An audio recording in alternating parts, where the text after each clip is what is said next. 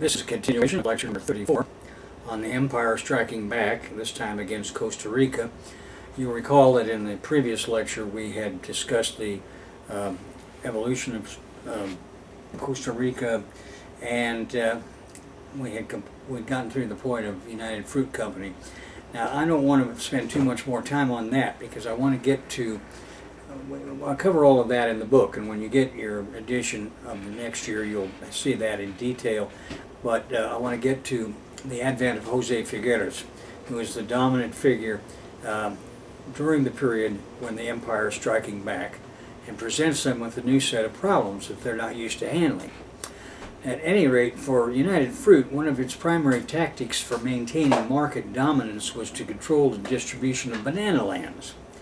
Now, it claimed, that is, United Fruit claimed, that hurricanes, blight, and other natural threats required them to hold extra land or reserve land. But in practice, what this really meant was that United Fruit was able to prevent the government from distributing banana lands to peasants who they naturally wanted to share in the banana trade. The United Fruit relied so heavily on manipulation of land use rights. Why? Because it wanted to pay its kulaks with the right to control the best local land and thus pay for their state would function without having to have them on their payroll. Now, for UFCO, that is United Fruit, to maintain these unequal land holdings, it had to have government acquiescence, and of course this created even more opportunity for permanent subordination of whatever regime by United Fruit. Another reason for UFCO to be politically involved in the region, even though it was a gringo company. This heavy-handed involvement of United Fruit, later United Brands and Chiquita, in Central American governments led to the term Banana Republic, as we've seen before, meaning a servile dictatorship, that term having been coined by the U.S. writer O. Henry. Now, I'm going to skip up to the I go through all the details of how United Fruit operated in these various countries. We don't have time for that. We've already covered it in many places. And we will be covering it again as we go through these some of these South American countries again. Now, and it's very interesting, and I'm sure you want to read it when you get it. But the important thing now is that one man emerged in the post-World War II period, and it was the person that the CIA had to confront, and he was rather successful in handling them. His name was Jose Figueres. He was born in September 1906 in San Ramon, in Alajuela province of Costa Rica. His parents were ambitious and they put a high value on education. He was the eldest of 4 children of a Catalan medical doctor and his wife, who was a teacher. Those two had recently left Catalonia, settling in San Ramon in the western portion of Costa Rica. Thus, Jose Figueres' first language was Catalan, and he learned New World Espanol and his New World Spanish in Costa Rica. As a young man, in 1928, he bought a farm in Tarasú. He named the farm, with a certain degree of foresight, La Lucha Sin Fin, the struggle without end. Figueres became a successful coffee grower and rope manufacturer, employing more than 1,000 sharecroppers and factory laborers. He describes himself as a farmer socialist. He built housing and provided medical care and recreation for his workers, and established a community vegetable farm and a dairy with free milk for workers' children. His sharecroppers could either sell hemp grown on his plantation to him at market price for use in his rope factory, or sell it elsewhere if they thought they could get a better price. Now, this progressive attitude is not uncommon on the part of some of Latin America's business bourgeoisie. It is similar to the old Jefferson-Jackson pitch of a certain part of the North American bourgeoisie, resurrected by FDR. The other side of the bourgeoisie favors an outright repressive fascism, or, as in North America, chattel slavery. The progressive bourgeoisie see their approach as more financially and socialistically realistic because it minimizes friction. The latter prefer to minimize friction via brutality. Closely allied to the progressive bourgeoisie in Latin America are the Gompers type of right-wing socialists who have nothing against the capitalist system except their unfair exclusion from it. Resurrected now is Bernie Sanders. Thus they are anti-communist to the core, but also militant on trade union issues. This is a worldwide phenomenon, and over my years in Latin America I've gotten to know both types of bourgeoisie and both types of labor leaders, as I bring up from time to time. At any rate, in 1948, Jose Figueres led an armed uprising in the wake of a disputed presidential election between the previous president, Rafael Angel Calderón, who served as president from 1940 and 1944, and Otilio Ulate Blanco. Now, more than 2,000 dead would result from this 44-day Costa Rican Civil War, making it the bloodiest event in Costa Rica during the 20th century. However, the victorious rebels formed a government junta that abolished the military altogether and oversaw the drafting of a new constitution by a democratically elected assembly. Having enacted these reforms, the junta relinquished its power on November 8, 1949, to the new democratic government. After the coup d'etat, Figueres had become a national hero. When he voluntarily stepped aside for national elections, he became even more appreciated. It was no surprise, therefore, when he won the country's first democratic election under the new constitution in 1953, and since then Costa Rica has held 14 presidential elections, the latest in 2014, all of them peaceful and transparent. With uninterrupted democracy dating back to at least 1948, the country is the region's most stable. The Caribbean Legion and the Costa Rica Civil War of 44 to 48. When Figueres returned to Costa Rica in 1944, he established the Democratic Party, which a year later was renamed the Social Democratic Party, PDS. The PDS was intended to be a counterweight to the ruling National Republican Party, PRN, of former President Calderón and his successor Teodoro Picado. Calderón had gone too far and angered Costa Rican oligarch families by enacting a large Social Security retirement program and implementing national health care. The ruling oligarchs thus accused Calderón of corruption, and they said these programs gave many jobs to freeloading bureaucrats for Calderón's benefit. What they wanted is for the president, any president, to have to go to them for payoffs and not to have any independent source of money. However, this accusation of theirs provided a rallying slogan for Figueres and his Social Democratic Party. This attitude, by the way, of local oligarchs to government officials, I'd first remember from my father experiencing when he became Attorney General of Idaho in 1955 when we moved there to Boise. His salary was $9,500 a year, which was not very much money even in 1955. And the whole idea was, as he explained to me, this is the way they set things up so that if you want to make a decent amount of money, you are going to have to go to them and beg their favors. And that's the way they want it. Well, that's the way the oligarchs in Costa Rica wanted it. But the interesting thing is that Figueres was already well aware of all of this nonsense and machinations behind the scenes, so he took advantage of the fact that the oligarchs were against the Calderón regime, and he used this as a rallying cry for his Social Democratic Party. After World War II, Figueres began training the Caribbean Legion, an irregular force of 700 men. In 1948, he used that to launch an armed revolt, along with like-minded landowners and student agitators. Their intention was to overthrow the PRN government. From Costa Rica, the Legion planned next to remove the 3 other Central American dictators. Naturally, the U.S. State Department and the CIA closely watched the Legion's activities in this period. The trigger turned out to be the actions of the oligarchy, which began when the PRN prevented and invalidated the March 1948 presidential election. This is right at the time the CIA is being brought into existence to deal with progressives in Latin America. That election had given Otilio Ulate victory over PRN Calderón. However, in this they were aided and abetted by the newly created CIA. Remember that the CIA was created precisely to be used to send shock troops control those parts of Latin America that were worrisome to the Gringo State Department.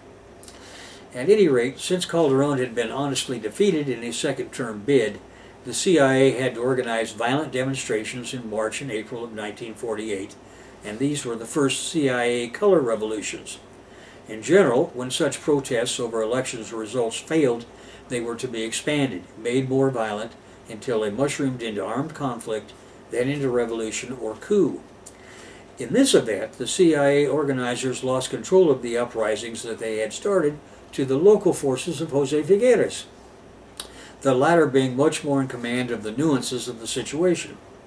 Figueres also defeated the communist-led guerrillas along the way, as well as the Costa Rican army. In this case, the communists had joined forces with PRN President Picado. With more than 2,000 dead, as I say, the 44-day Civil War was the bloodiest event in 20th century Costa Rican history. Figueres is provisional president from 1948 to 49. After the Civil War, Figueres became president at the head of the provisional junta, known as the Junta Fundadora, that is, the founding council, that held power for 18 months. During that time, he took several actions. First of all, and most importantly, he abolished the army as a precaution against the militarism that has perennially thwarted or undercut democracy in Central America. And for this reason, the U.S. CIA could find no military generals to bribe and no army to corrupt in the future. And this set them into having to figure out some entirely new strategy. Figueres said he was inspired to disarm Costa Rica by H.G. Wells' Outline of History, which he read in 1920 while he was a student at Massachusetts Institute of Technology. However, I think that we can see pretty clearly here that he has seen that where you lose control of your country is where you have an army where the generals can be bought, and therefore the army can be funded through them the way a foreigner like the CIA wants to do. So the future of mankind, he said, cannot include armed forces. Police, yes, because people are imperfect. Ever since, Costa Rica has had no army and has maintained a 7,500 member national police force for a population of over 4 million people.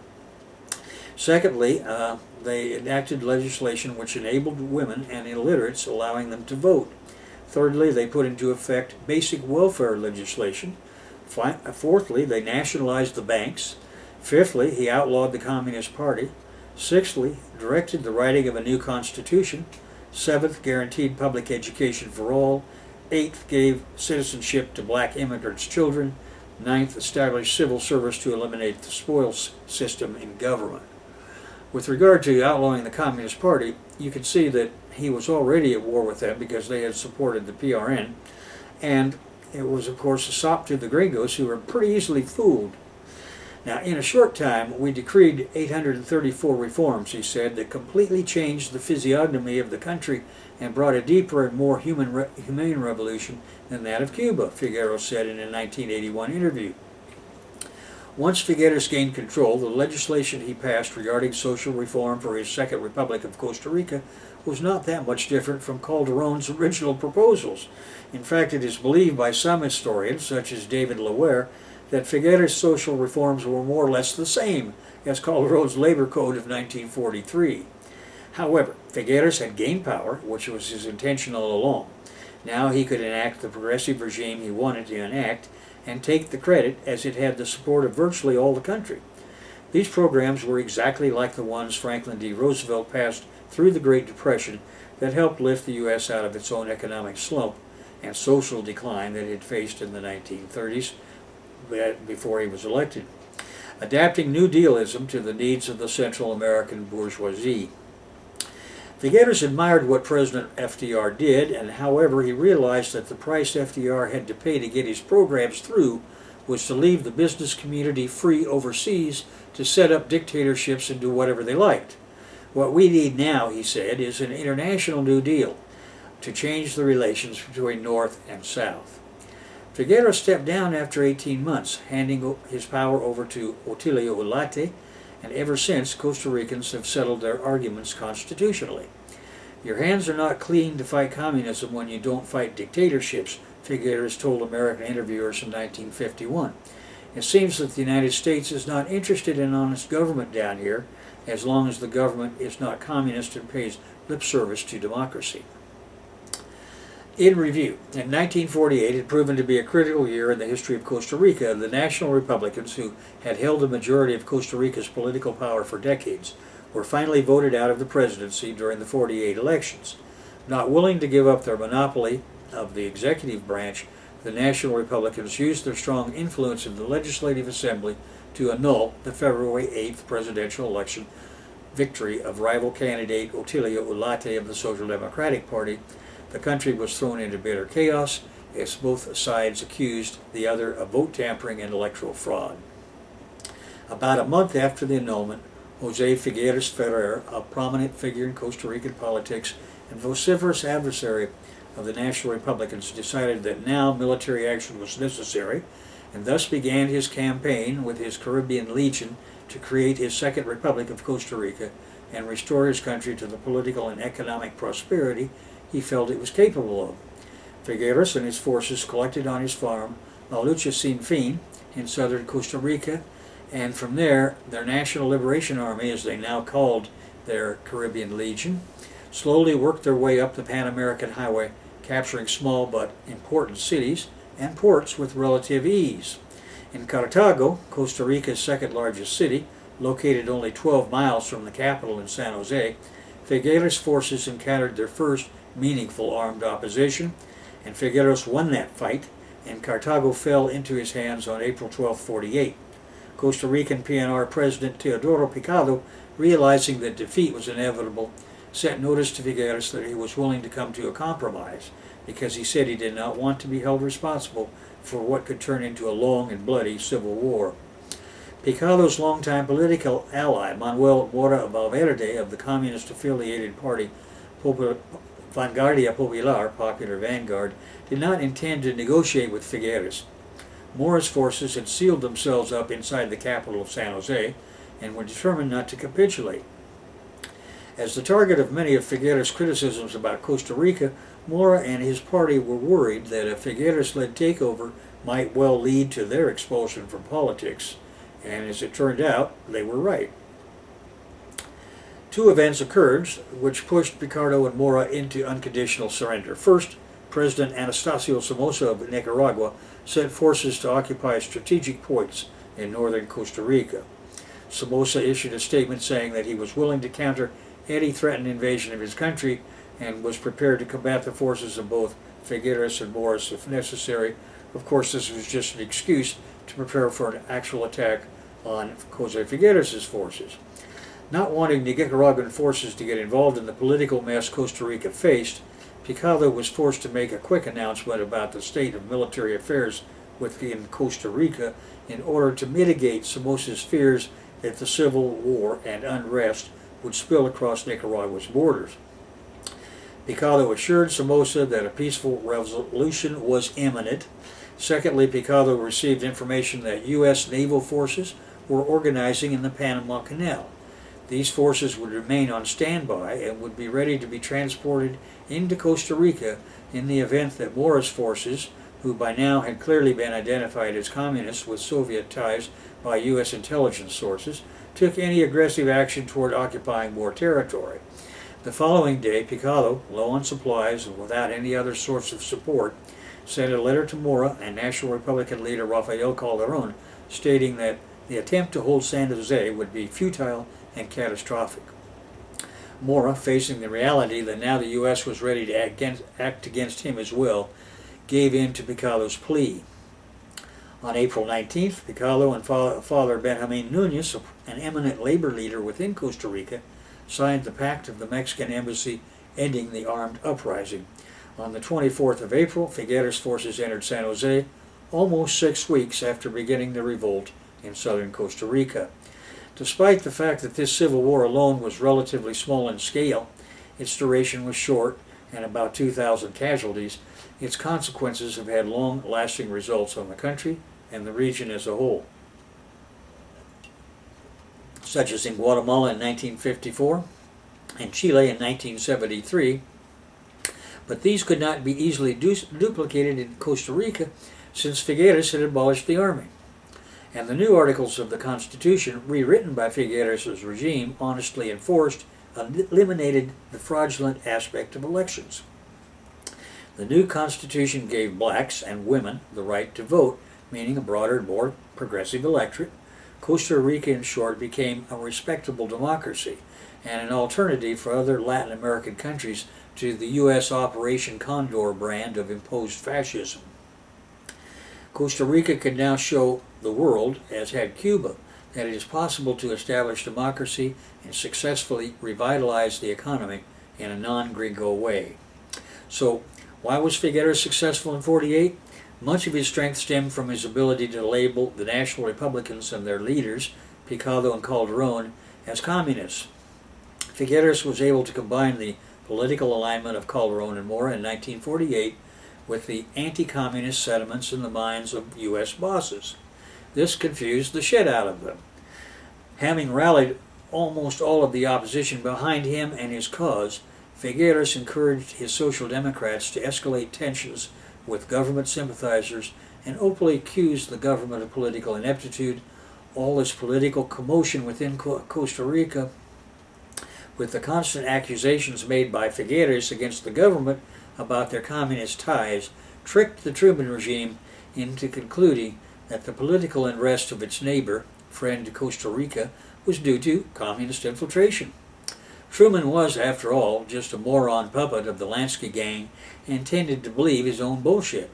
So when Figueres took military action against this communist-affiliated government, the United States had little problem under Truman in cutting its longtime support to the National Republicans. So again, Figueres simply outsmarted them because he was better educated and better understood his situation within the country and internationally. To assess whether the economic boom and resultant political peace that occurred after the 48 revolution are directly related to the Figueres revolution, or whether Costa Rica's success and relative prosperity should be attributed to other factors that have come about in the post-revolution era, one must explore why the revolution occurred in the first place and what was it about Figueres' policies and ideas that allowed Costa Rica to become the rather prosperous Latin American country it is today, especially when compared to its neighbors. As the Monroe Doctrine developed from a simple congressional address into a critical document of U.S. foreign policy, the U.S. rulers, as we have seen, became more concerned with the internal structures and politics of competing foreign capitalist governments. Now they had real concern about possible success of communist and progressive forces to create governments in the Soviet image. The U.S. oligarchs wanted to encourage other countries to follow their model of capitalism, which would make these countries into colonial dependencies. Costa Rica was just one more target, and now the Rockefeller, Mellon, Morgan dictatorship in Washington was concerned about Costa Rica and its progressive course. The other aspect is to examine how the revolution in Costa Rica and its consequences were able to address the social, economic, and political problems that were prevalent in that country in 1948. Preceding administrations had tried to address the deterioration of the Costa Rican economy and the growing social awareness of working class rights, but they did not have the power or support to adequately administer their policies across the entire country. The concern of the big bourgeoisie in Costa Rica of communism distracted them from creating laws that would be effective in correcting socioeconomic problems. The Figueres Revolution provided the necessary medium that allowed Figueres to bring about the necessary changes at the governmental and constitutional level that would adequately supply the country with solutions to its various problems. Tensions in Costa Rica had been escalating since the formal announcement of the Mora-Calderon alliance in 1942. Calderon agreed to an alliance with Mora and the Popular Vanguard or Communist Party in order to gain support at the working class level, which he hoped would help him push through his wage concessions and other labor laws, such as his Labor Code of 1943. Opposition came from two groups. These were the Center for the Study of National Problems and Acción Democrata. These two merged in 1945 to become a new political party, the Social Democratic Party, PDS, which was, as we have seen, led by Figueres, and PDS focused its attention on ousting the National Republicans from their dominant control over the presidency. In this, the Social Democrats had little success, because they had little electoral strength and therefore lacked the necessary power to win the presidency. Thus they turned to propagandistic techniques, charging the National Republicans with being communists and tampering with the 44 presidential elections, which the PRN candidate Teodoro Picado had won. Initially, U.S. Ambassador to Costa Rica, Hallett Johnson, quelled the charges made by Figueres and the Social Democrats' candidate Utilio Ulate. Johnson, a strong proponent of Calderón and Picado, initially dismissed the idea that there was any real connection between Popular Vanguard and the Soviet Union or any other international communist organization, stating that, quote, "The members of Popular Vanguard cannot be accurately described as communists." During his first year, that is 1945, as ambassador. Unfortunately for him, this is not what was the incoming Lansky fascist group behind Truman wanted to hear. Besides, it wasn't true. The Popular Vanguard was just a wartime name for the Communist Party of Costa Rica. Increasing scrutiny was put upon Calderón and Picado and their connection to the suspicious Mora. As early as 1945, the FBI had labeled Popular Vanguard as the Communist Party of Costa Rica, which it was, and claimed that the Popular Vanguard was allied with other Latin American communists, which of course it was. Johnson, feeling pressure from the changing foreign policy back home in the U.S., quickly changed his views on Mora and the Popular Vanguard, going on record claiming that Mora was, quote, "an opportunist and an admirer of the Soviets." His successor, Walter J. Donnelly, used his first official press conference to address communism, calling it a threat to all the people of America, which was necessary for all governments to combat. These statements did not bode well for Picado and the National Republicans.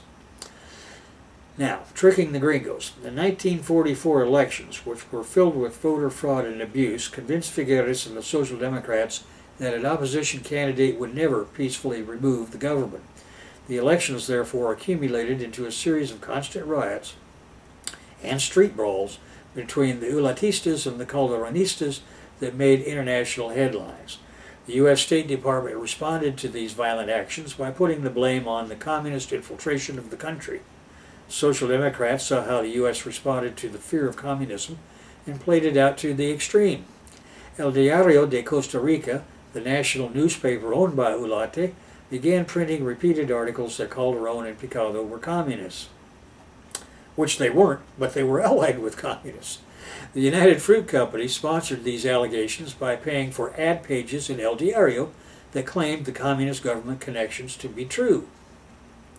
These reports excited the fear that communism might spread into the country of this country of the Western Hemisphere and drove U.S. officials to become quite concerned with Popular Vanguard. Costa Rica became the subject of extreme scrutiny and government evaluation in the U.S. as rumors began to surface that a communist plot was developing. Due to Costa Rica's relative closeness to the U.S., U.S. officials felt this communist development had to be crushed at all cost. U.S. agencies had already been looking into the possible communist influences surfacing in Latin America as part of the new Truman Doctrine. A document issued by the CIA entitled Soviet Objectives in Latin America pointed the finger directly at Costa Rica as the main source of communist development. It said, with the possible exception of Costa Rica, no Latin American government is today publicly cooperating with the communists.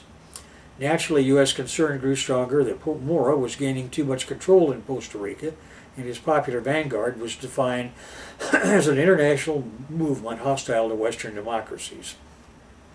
To make things worse, Popular Vanguard underwent a reorganization process in 1947.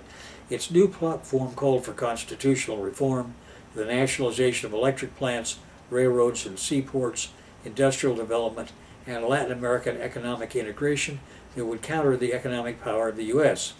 The party also chose to issue an official declaration of adherence to the common form, coupled with a verbal attack on the U.S. Mora's son reported to be meeting with other prominent communist leaders of Latin America, as in the Dominican Republic, Mexico, and others. Mora was undoubtedly strengthening his international ties, and the Popular Vanguard's newspaper, Trabajo, also started publishing articles and featured stories from the Soviet Union and Spain documenting the success of communism in those respective countries. Now, the U.S. responded to these statements by cutting military support to Picado's government. The Costa Rican government had for years been reliant upon the U.S. for weapons, training, and supplies, and had no other strong source from which to obtain military support. The U.S. also went further in preventing Somoza of Nicaragua from selling Picado arms once the revolution in 1948 began. Meanwhile, the U.S. paid no attention to the stockpile of arms that had surfaced in Guatemala after the attempted revolt in the Dominican Republic fell through. These weapons and other supplies were undoubtedly being collected by Figueres and his supporters for revolutionary forces. Once Figueres' forces began the revolt after the annulment of the 48 presidential elections, the U.S. had positioned itself to deny any support of the weakened Picado government, and if not aid, at least acquiesce to Figueres and his supporters. After all, Figueres had been identified by U.S. officials as strictly pro-American and clearly anti-communist. Figueres' statement of April 17 points that out. He and Ulate were the natural choice of the U.S., as Ulate had been courted by the U.S. as early as 46 and questioned about his loyalty to the democratic cause of Costa Rica, and Figueres had already petitioned the U.S. for support. Fearing that a communist uprising in Costa Rica could spill into other Latin American countries, and believing Figueres and Ulate's accusations of a greater communist plot within Costa Rica, the U.S. consented to Figueres and his revolution that had, as one of its main objectives, the elimination of communism and the Communist Party in Costa Rica. Once Figueres gained control, the legislation he passed regarding social reform for a second Republic of Costa Rica was not that much different from Calderón's proposals. In fact, David Laware believes that Figueres' social reforms were more or less exactly the same as Calderón's labor code of 1943. But Figueres had gained the power with which to enact the laws upon the whole country, with the complete support of virtually the whole country. Furthermore, both of these leaders' programs were in many cases exactly like the ones FDR passed during the Great Depression that helped lift the U.S. out of its own economic slump and social decline that it had faced in the 1930s. The main objective of the U.S., nonetheless, was fulfilled when Figueres formally outlawed the Communist Party in Costa Rica. Figueres continued to improve on the situation, which is something he had to do anyway because of the peculiarities of local politics. But the U.S. was now in a position of believing their own crap. Figueres continued to improve on the situation of the working classes, modifying the existing labor laws to a point where they could be properly implemented.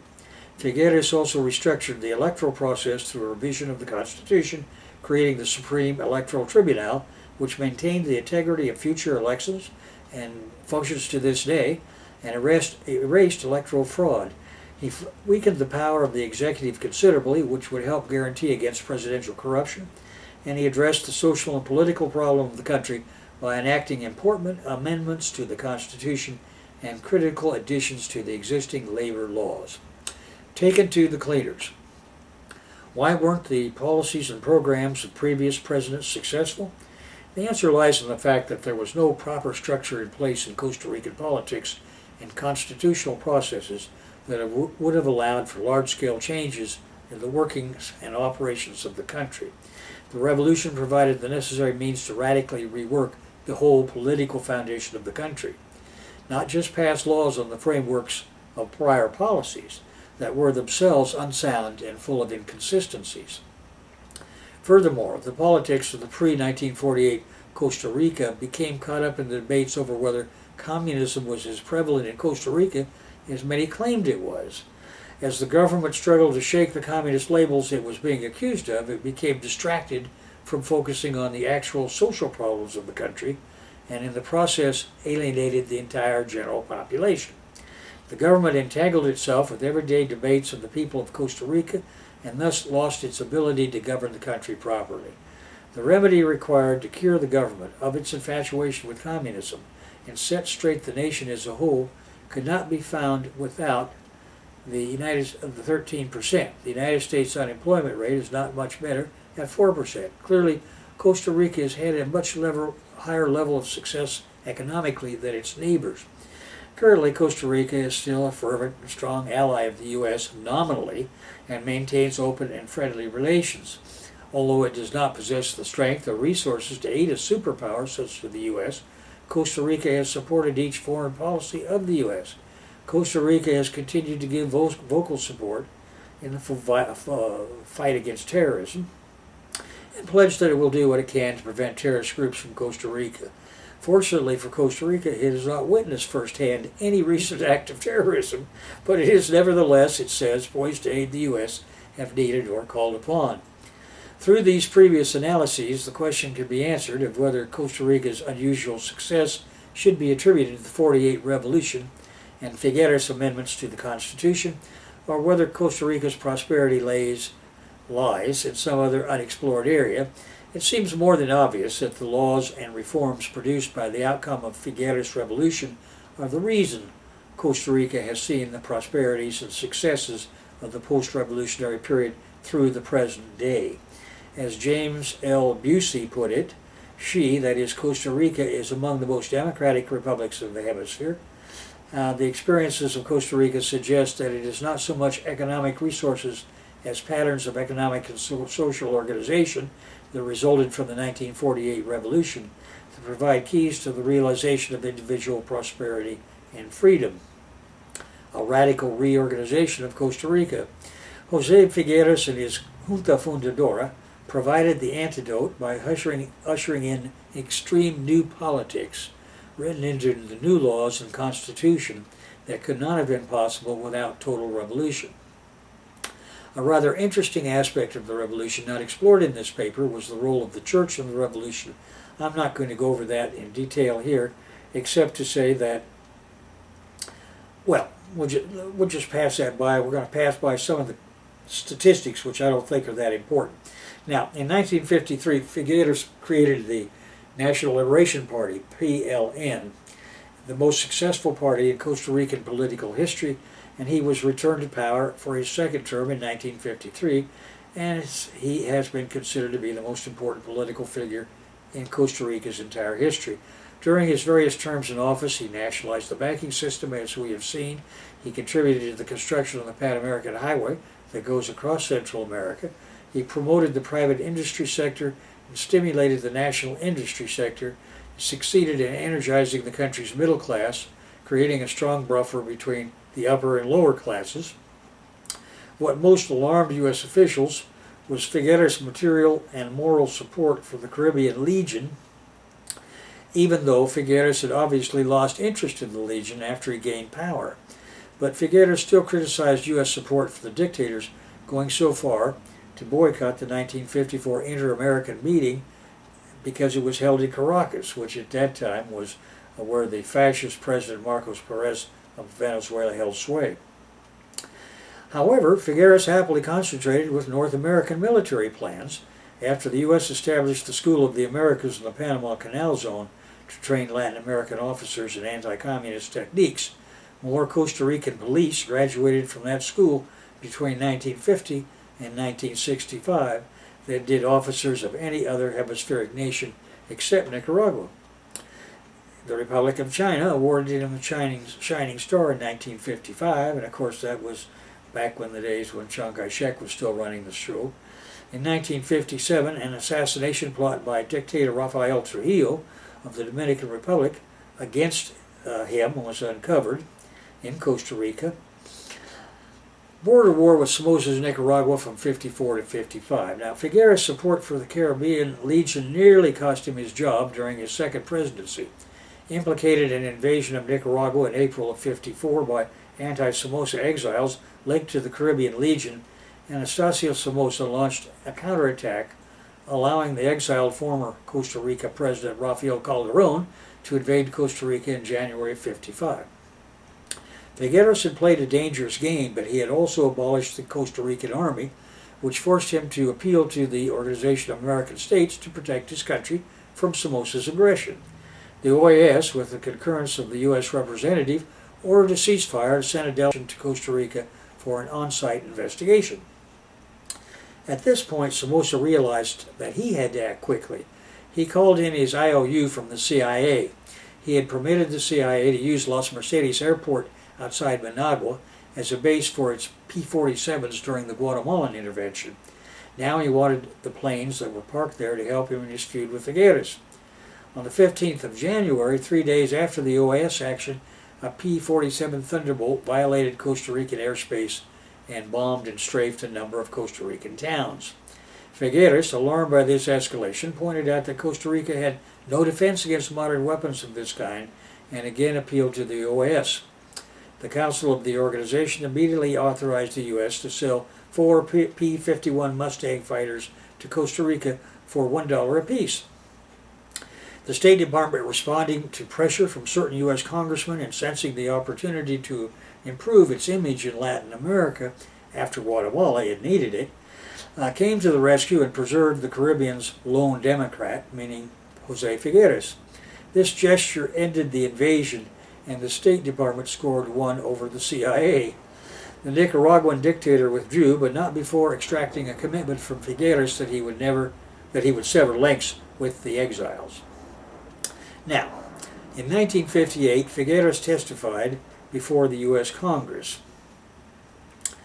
Now, in 1958, during a visit to Caracas, Venezuela, U.S. Vice President Richard Nixon was spat on by anti-American protesters who also disrupted and assaulted Nixon's motorcade, pelting his limousine with rocks, shattering windows, and injuring Venezuela's foreign minister.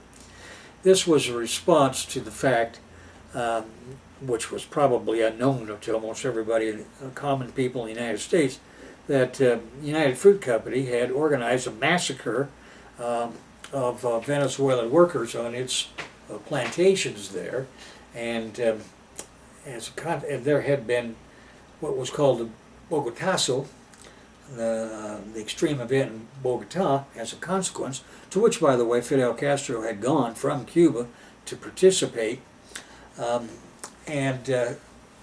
This whole thing with the United Fruit Company and the massacre of workers, Venezuelan workers on their banana plantations, led to this spitting on Nixon when he went to Caracas.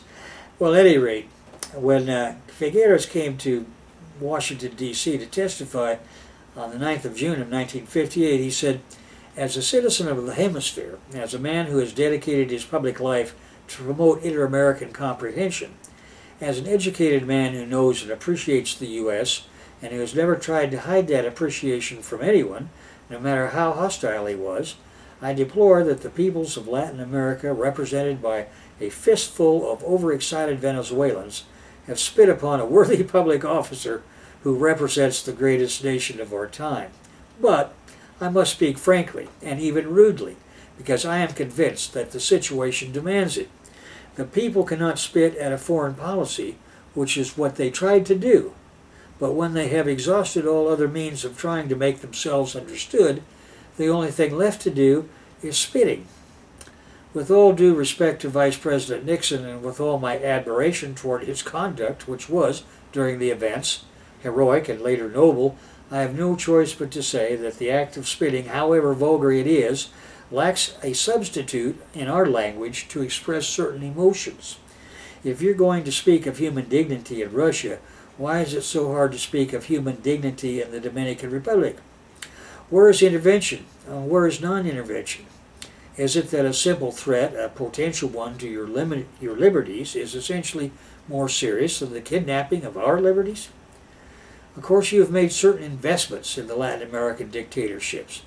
The aluminum companies extract bauxite almost for free. Your generals, your admirals, your public officers, and your businessmen are treated there like royalty. Like your Senate verified yesterday, there are people who bribe the reigning dynasties with millions to enjoy the privilege of hunting in their lands. They deduct the money from the taxes they pay in the U.S., but it returns to the country, and when it arrives in Hollywood, becomes extravagant furs and cars that bring down the fragile virtue of female stars. And meanwhile, our women are kidnapped by gangsters, our men are castrated in the torture chambers, and our illustrious professors disappear, lugubriously, from the halls of the University of Columbia in New York.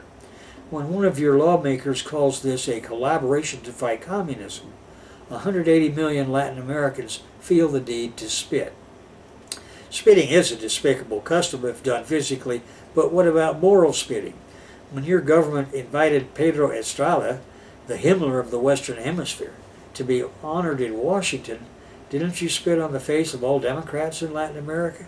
I can assure you that when it comes to irrational international economic policy, the U.S. seems to be willing to repeat certain errors of domestic policy that inflicted much damage in the past, including, of course, the ones that led to the Great Crisis of 1929. We, the Latin Americans, are tired of pointing at these mistakes, especially the lack of interest in the prices of our products. Every time we suggest a plan to stabilize prices at a fair level, you answer with the economy slogans like the law of supply and demand, or the free market system, or with insults like, aren't we paying you enough money now? We don't beg except in emergencies. We're not people who will spit about merely money. We've inherited all the flaws of the Spanish character, but also some of its virtues. Our poverty does not diminish our pride. We have our dignity. What we want is to be paid a fair price for the sweat of our people, for the impoverishment of our land when we provide a product needed by another country. That would be enough to live, to raise our own capital, and carry on with our own development. Well, Figueres had a third presidential term from 1970 to 1974. The termination of Alliance for Progress funds, as well as the collapse of the Central American Common Market, threatened to cripple the economy under Figueres unless it discovered a new market by selling 30,000 tons of coffee to the Soviet Union in 1972. Thus, Costa Rica became the only Central American nation to establish diplomatic relations with Moscow. The World Bank and International Monetary Fund also delivered millions of dollars to keep the economy afloat, they said. When opponents of Nicaragua's Anastasio Somoza seized a plane in San Jose in 1971, the 5'3" Figueres stood on the runway and pointed his submachine gun at the cabin until the hijackers surrendered. He claimed that he almost ruined a 1973 Central American summit when he twitted 5 Army generals. He said, "Isn't it odd that all you bastards are generals, and I'm the only civilian, but I'm the only one who's ever fought a war?" Well, the CIA gave Figueres money to publish a political journal, Combate, and to sponsor the founding meeting of the Institute of Political Education in Costa Rica in November of '59. You recall that now they're scared to death of Fidel Castro. The Institute was organized as a training school and a center for political collaboration for political parties of the democratic left, principally from Costa Rica. Cuba in exile, the Dominican Republic in exile, Guatemala, Honduras, Nicaragua in exile, Panama, Peru, and Venezuela. The CIA concealed its role for most of the participants except Figueres.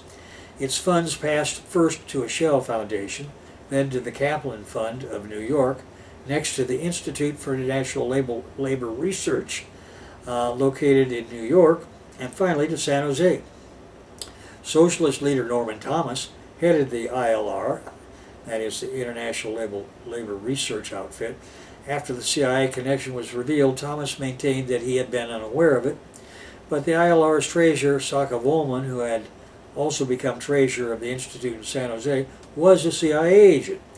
The CIA used Volman to monitor the Institute, and Cord Meyer collaborated directly with Figueres.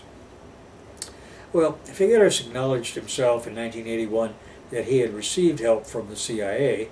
At the time, he said, "I was conspiring against the Latin American dictatorships and wanted help from the U.S. He recalled, "I was a good friend of Allen Dulles." Anyway, Mr. Figueres went on, "The CIA's cultural department helped me finance a magazine and some youth conferences here, but I never participated in espionage. I did beg them not to carry out the Bay of Pigs invasion of Cuba, which was madness, but they ignored me."